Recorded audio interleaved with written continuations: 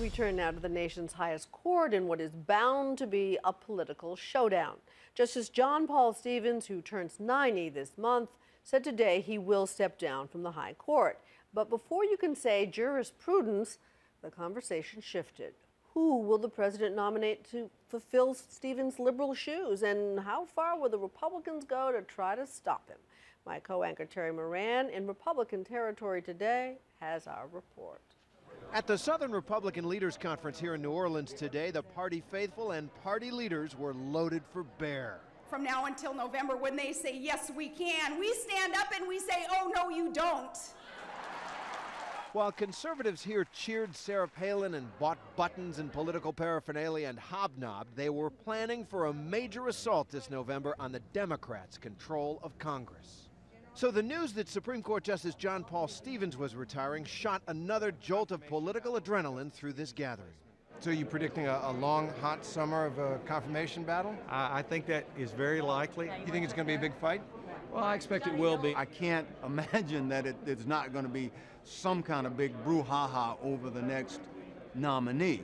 For his part, President Obama seems to know a fight is coming his way. And today, in describing the kind of nominee he'll look for, he threw down a gauntlet, saying he wanted someone like Stevens, a liberal prepared to rein in corporate power.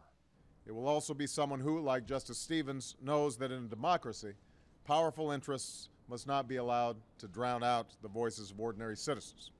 The Supreme Court, once the backwater of American politics, has become one of the fiercest battlegrounds in the bitter partisan wars of our times. I think those are most unfair characterizations of my views.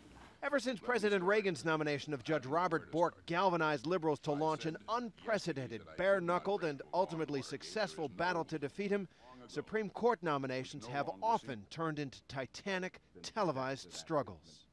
As a black American, as far as I'm concerned, it is a high-tech lynching. This time around, the stakes are high once again. What's at stake is nothing less than the future of liberal leadership on the Supreme Court. Is a political Donnybrook over the court inevitable? Republicans are just itching to make a huge amount of hay out of this, and there's going to be political fireworks for many months to come. So, who's on Obama's shortlist, and how likely are they to trigger the fireworks? Elena Kagan is the frontrunner by common consent among court watchers. She's the Solicitor General, the Obama administration's top lawyer. And though she's a liberal on social issues like abortion and gay rights, she's a strong defender of presidential powers in wartime.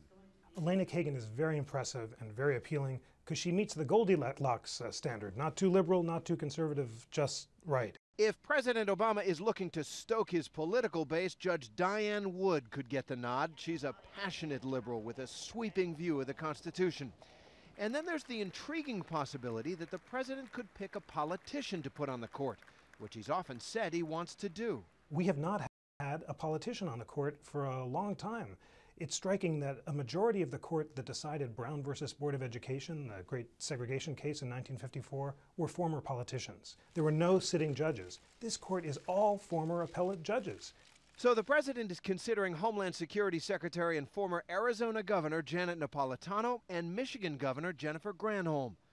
For President Obama, as for all presidents, it's about legacy. Justice is usually served for decades after the president who chose them retires.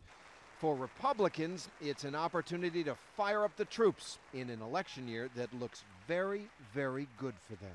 The White House has had their chance to celebrate, but Americans will celebrate in November when they replace this insolent majority.